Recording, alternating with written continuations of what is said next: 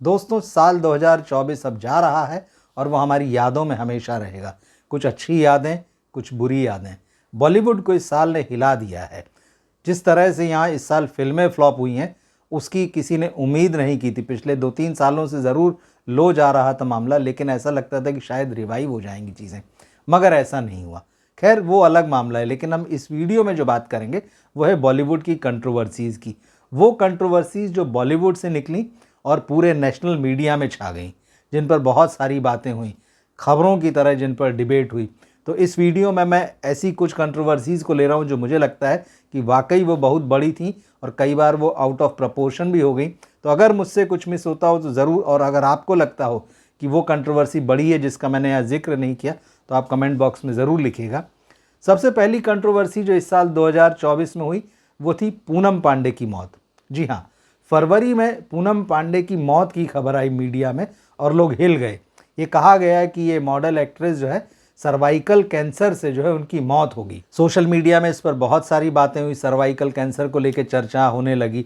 लेकिन कहीं ना कहीं ये भी हुआ कि क्या पूनम पांडे की जो मौत की खबर आ रही है वो सच्ची है, क्योंकि उनका जो पोस्ट था वो इंडिकेट तो कर रहा था चीज़ों को, लेकिन साफ कुछ भी नहीं हो रहा था। पूनम पांडे का फ़ोन नहीं लग रहा था, उनकी पीआर का जो है फ़ोन नहीं लग रहा था, या उनके पास जो मैसेज आ रहे थे वो उसका जवाब नहीं दे रही थी। तो उसी वक्त कुछ लोगों को लगा था कि कुछ दाल में काला है। और फिर थोड़े से दिन बीते, कुछ घंटे बीते, तो फिर पूनम पांडे सामने आ गई और उन्होंने कहा कि नहीं, मेरी मौत नहीं हुई है, मैं ज़िंदा हूँ।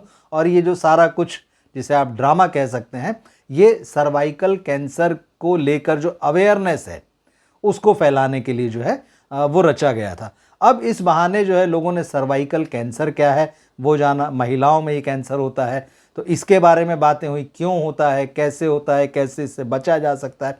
लेकिन बात यहाँ एथिकल मामले की आई। क्या किसी को भी अपनी मौत की खबर के या अफवाह के एवज में किसी मुद्दे को प्रमोट करना चाहिए? लोगों को अवेयर बनाने की कोशिश क्या इस बात से होना चाहिए कि किसी की मौत हो गई है? तो ये सारा ड्रामा था। इस पर बहुत सारी नेशनल डिबेट हुई, टेलीविज़न चैनल्स पे भी हुई, लोगों ने श्रद्धांजलि दे दी थी पूनम पांडे को। लेकिन खैर वो बाद में आ गई, सबने कहा कि चलिए जो हुआ भला हुआ, अंत भला सो सब भला वाला मामला। लेकिन इसने कई सारे सवाल जो हैं इस कंट्रोवर्सी ने वो अपने पीछे छोड़े थे। इसके बाद जो दूसरी सबसे बड़ी कंट्रोवर्सी हुई वो थी कंट्रोवर्सी क्वीन कंगना को लेकर। वो अपने पॉलिटिकल रुझान और बयानों से लगातार जो है सुर्खियों में बनी रहती हैं। कई बार वो ऐसी बात बोल जाती हैं जो बहुत सारे लोगों को चुभती हैं, उस पर बहुत सारे रिएक्शन हो जाते हैं। लेकिन चंडीगढ़ हवाई अड्डे पर सीआईएसएफ की एक सिपाही थी कुलविंदर कौर, उन्होंने कंगना रनौत को थप्पड़ मार दिया। ये बात आई, हालांकि इसका वीडियो नहीं आया। कंगना रनौत बहुत लाल पीली हुई, उन्होंने इसके ऊपर वीडियो भी बनाया और कहा कि ये उनके साथ बहुत गलत हुआ है, जबकि उस वक्त वो चुनाव जीती ही थी, लोकसभा की सदस्य बनी ही थी, तो एक सांसद पर यह हमला था।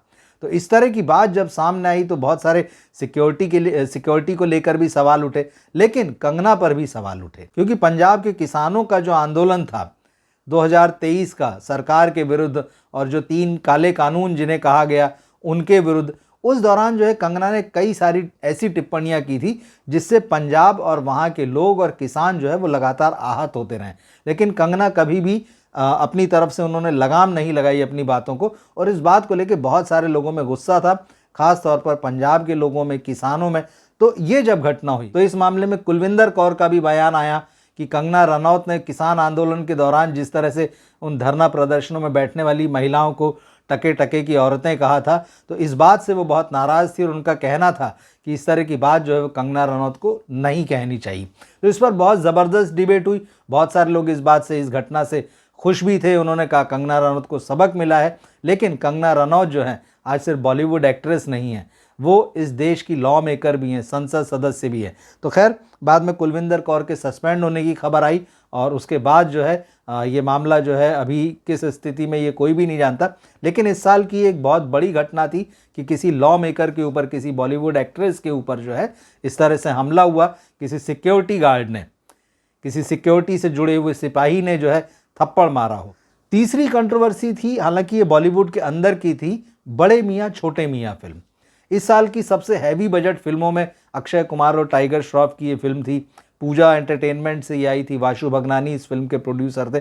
लेकिन ये फिल्म बहुत बड़ी फ्लॉप हुई, बहुत बड़ी, मतलब ये फिल्म जो है अपना कॉस्ट था 300 साढ़े 300 करोड़ रुपए का बजट बताया जा रहा है, लेकिन इसका 25% कॉस्ट रिकवरी भी नहीं कर पाई। लेकिन इसका फ्लॉप होना उतनी बड़ी खबर नहीं थी। इसके बाद जो बातें आई, इसके बाद जो कंट्रोवर्सी वो बड़ी थी।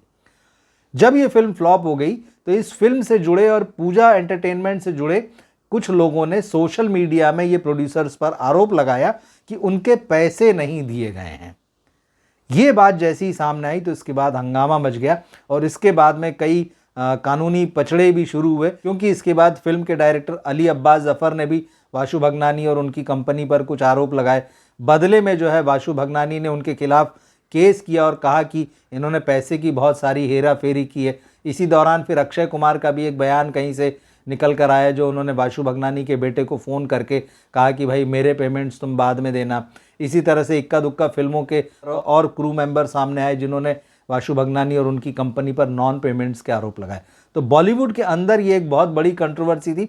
हालांकि बॉलीवुड की हालत ख़राब है, ये सब जानते हैं, और लगातार जो फिल्में फ्लॉप हो रही हैं उसके बाद ये सवाल उठने लगे कि इतनी हैवी बजट कैसे हो रहे हैं फिल्मों के, क्यों सितारों को 100-100 150 करोड़ रुपए की फ़ीस दी जा रही है, क्यों बॉलीवुड लिमिटेड बजट्स में काम नहीं करता।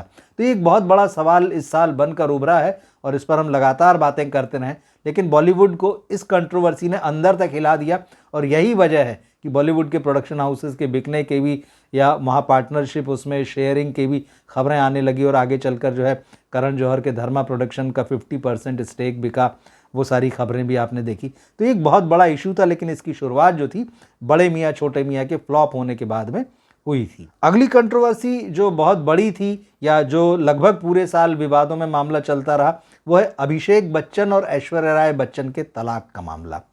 कहा गया कि इन दोनों के बीच अलगाव हो गया है, बात तलाक तक जा पहुंची है।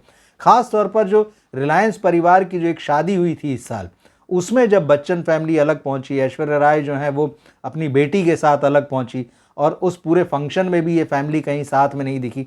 इसके बाद ये अटकलें जो है बहुत तेज हो गई और फिर लगातार ये अभी कुछ हफ्तों पहले तक लगातार ये सुर्खियों में बनी रही बातें कि अभिषेक और ऐश्वर्या अलग हो गए हैं, अलगाव हो गया। फिर बर्थडे वाले मामले आए, बच्चन फैमिली ने ऐश्वर्या और उनकी बेटी को जो है सोशल मीडिया में ग्रीट नहीं किया, ऐश्वर्या ने बच्चन फैमिली के सदस्यों को ग्रीट नहीं किया। अमिताभ बच्चन के बर्थडे पर उन्होंने ज़रूर अपनी बेटी के साथ जो है दादाजी की फ़ोटो डाली और विश किया था, लेकिन कहीं ना कहीं ये चीज़ें दिखाई दी कि काफ़ी कुछ खटपट चल रही। हालांकि फिर इस पर अमिताभ बच्चन ने भी बहुत नाराज़गी जताई।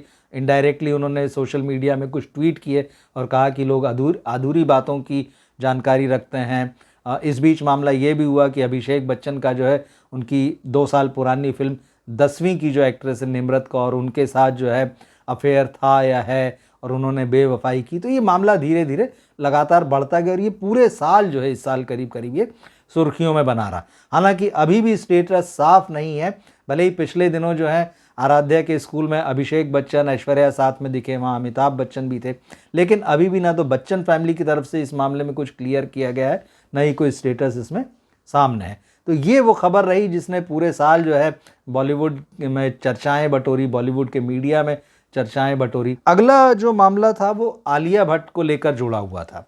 आलिया भट्ट नेपो किड हैं, ये तो सब जानते हैं, लेकिन बॉलीवुड में शायद पहली बार ऐसा हुआ है कि किसी की फिल्म आई है और उसके कलेक्शन के ऊपर फिल्म इंडस्ट्री के ही आदमी ने जो है सीधे सीधे सवाल उठा दिए हैं। आलिया से पहले जो है एक फिल्म आई थी सावी, दिव्या खोसला कुमार की, जो टी सीरीज़ के मालिक हैं, उनकी पत्नी हैं, ये एक्ट्रेस भी हैं। तो जब आलिया भट्ट की जिगरा रिलीज़ हुई तो इसको खूब हाइप के साथ में रिलीज़ किया गया और बताया गया शुरू में कि बहुत शानदार काम है आलिया का, फिल्म बहुत अच्छी है।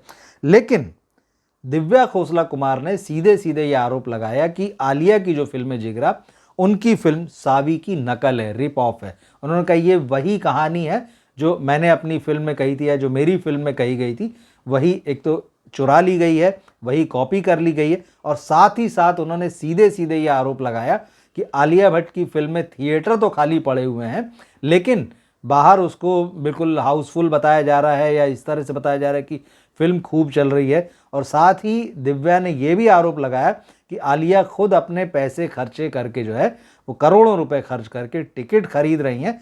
तो इसके बाद से ये मामला जो एकदम बहुत ज़्यादा बढ़ गया, बहुत कंट्रोवर्सी हो गई।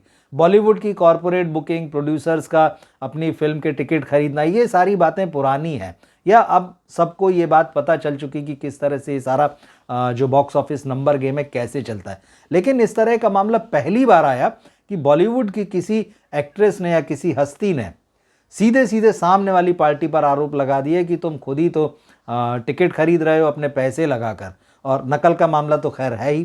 तो ये मामला भी इस साल जो है काफ़ी बड़ा रहा। और इसमें मामला ये भी हुआ कि जो जिगरा के डायरेक्टर थे वासन बाला, उन्होंने रिलीज़ से पहले एक इंटरव्यू में ये कह दिया था कि भाई करण जौहर जो इस फिल्म के प्रोड्यूसर हैं, उन्होंने मेरी इजाज़त के बगैर ही स्क्रिप्ट जो है वो आलिया भट्ट को बढ़ा दी थी। तो फिर आलिया भट्ट पर और ज़बरदस्त अटैक हुए कि वो क्योंकि नेपो किड हैं और करण जौहर उनको हर अच्छा प्रोजेक्ट दिलाना चाहते हैं, अपनी मनमानी चलाते हैं, दादागिरी चलाते हैं। तो ये मामला बहुत ज़्यादा बढ़ गया था और इस मामले में जो है आलिया भट्ट की इमेज को जो है दरअसल बहुत नुकसान पहुंचा है। साल के जाते जाते आखिर में जो एक और बड़ी कंट्रोवर्सी आई जिसने लोगों का ध्यान खींचा, वो थी विक्रांत मैसी और उनकी film the Sabarmati report. Film तो कंट्रोवर्शियल थी ही, लोगों ने हालांकि बॉक्स ऑफिस पर ये फ्लॉप हो गई, लोगों ने इसको लेकर तरह तरह की बातें की, लेकिन मामला अचानक तब गरमाया, या जो विक्रांत मैसी थे अचानक तब सुर्खियों में आ गए जब उन्होंने पोस्ट किया सोशल मीडिया में कि वो फिल्मों से रिटायर हो रहे हैं।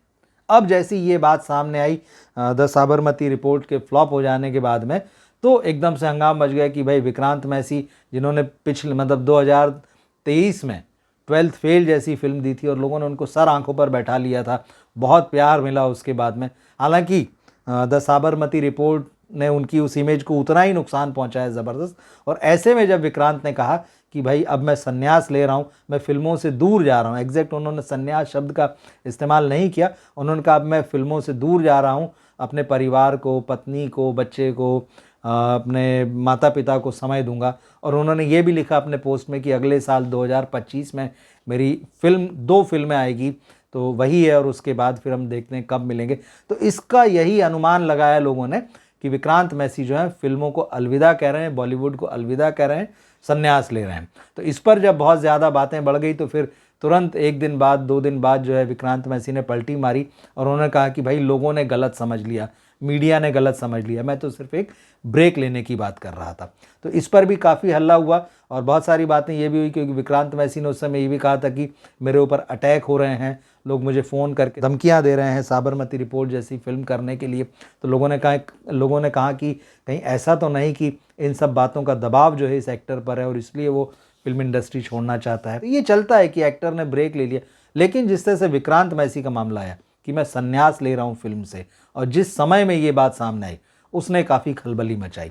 तो मुझे ऐसा लगता है कि ये जो 6 कंट्रोवर्सीज़ मैंने आपको 2024 की बताई, मुझे लगता है कि ये सबसे बड़ी कंट्रोवर्सीज़ हैं 2024 की, जो कि लोगों के जहन में हमेशा रहेंगी, जिनके बारे में हमेशा बात होती रहेगी, जिनको समय समय पर याद किया जाता रहेगा, क्योंकि बहुत हद तक ये अनोखी घटनाएं थीं। क्या लगता है आपको, आप कमेंट बॉक्स में ज़रूर लिखिएगा। और इसके अलावा भी जो जिक्र जिन कंट्रोवर्सीज़ का मैंने किया, अगर आपको लगता है कि कोई कंट्रोवर्सी आपके हिसाब से बड़ी है जिसको कि बॉलीवुड हमेशा याद रखेगा या बॉलीवुड की हिस्ट्री में जिसको दर्ज किया जाएगा, तो आप कमेंट बॉक्स में ज़रूर लिखें। बाकी हम अगले वीडियो में फिर मिलते हैं। नमस्कार।